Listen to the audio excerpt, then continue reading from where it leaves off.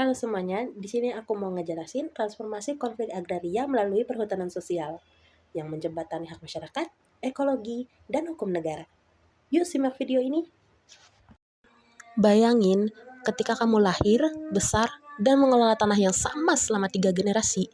Di suatu hari, datang surat peringatan, Anda dianggap merambah kawasan hutan negara. Nah, pertanyaannya, siapa sebenarnya yang berhak atas hutan ini? Nah, di dalam video ini kita mau bahas gimana konflik agraria di kawasan hutan bukan sekedar sengketa lahan biasa, melainkan cerminan dari ketidakadilan struktural yang sudah berlangsung puluhan tahun. Dari 31.957 desa yang berada di dalam hutan atau di sekitar kawasan hutan, 70% diantaranya bergantung langsung pada sumber daya hutan untuk penghidupan mereka. Namun, sepanjang 2013 hingga 2025, tercatat 369 konflik agraria yang mencakup area seluas 1,2 juta hektar.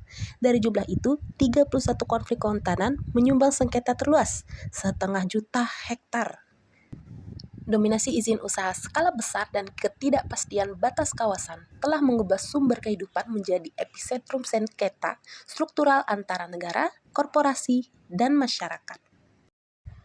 Terus dari mana sih rentetan konflik masif ini? Oke, jadi di sini ada 3 akar utama yang ditemukan. Yang pertama itu ketimpangan relasi kuasa.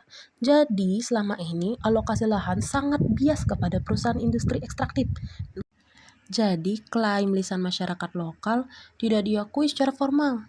Kedua, ego sektoral kebijakan. Jadi secara bersamaan diklaim oleh 3 kementerian yang berbeda. Kementerian ini melokasikan peruntuk lainnya dalam RT RW, 3 aturan berbeda, 3 peta berbenah, dan suatu hamparan tanah yang sama. Inilah yang jadi tumpang tindih. Dan yang ketiga, pengabayan masyarakat hukum adat. Oke, jadi di sini ada resolusi.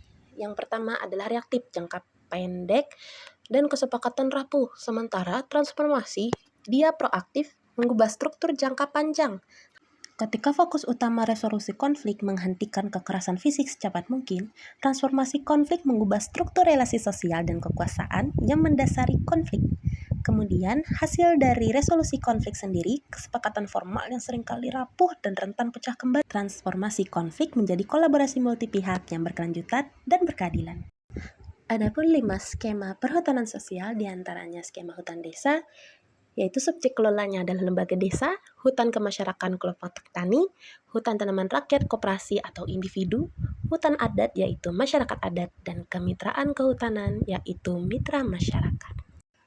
Adapun salah satu kasus yang bisa diangkat di sini yaitu masyarakat Batak Toba di Pandumaan Sipituhuta telah mengelola hutan kemenyan, pohon penghasil getah yang menjadi sumber penghidupan utama mereka selama berabad-abad. Masalah muncul ketika PT Toba Pulp Lestari mendapat konsensi yang mencakup wilayah hutan kemenyan tersebut. Di mata hukum formal, masyarakat tiba-tiba menjadi penyerobot. Apa yang dilakukan mereka? Mereka tidak sekedar protes, mereka melakukan pemetaan partisipatif batas wilayah adat. Kemudian dikombinasikan dengan advokasi skema hutan adat. Pada tahun 2021, Menteri LHK mengeluarkan SK nomor 582 yang secara resmi mengakui wilayah mereka sebagai hutan adat. Konflik terbuka bergeser menjadi legitimasi negara.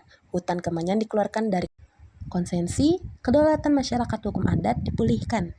Pemetaan secara partisipatif adalah kunci. Mengubah klaim historis menjadi bukti spasial yang diakui negara adalah langkah pertama yang tidak bisa dilewatkan.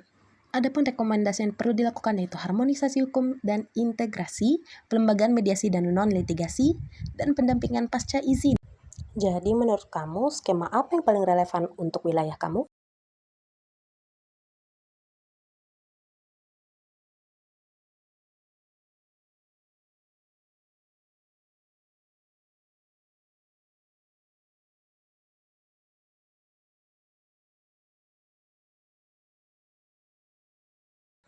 Mungkin itu saja yang bisa aku jelasin.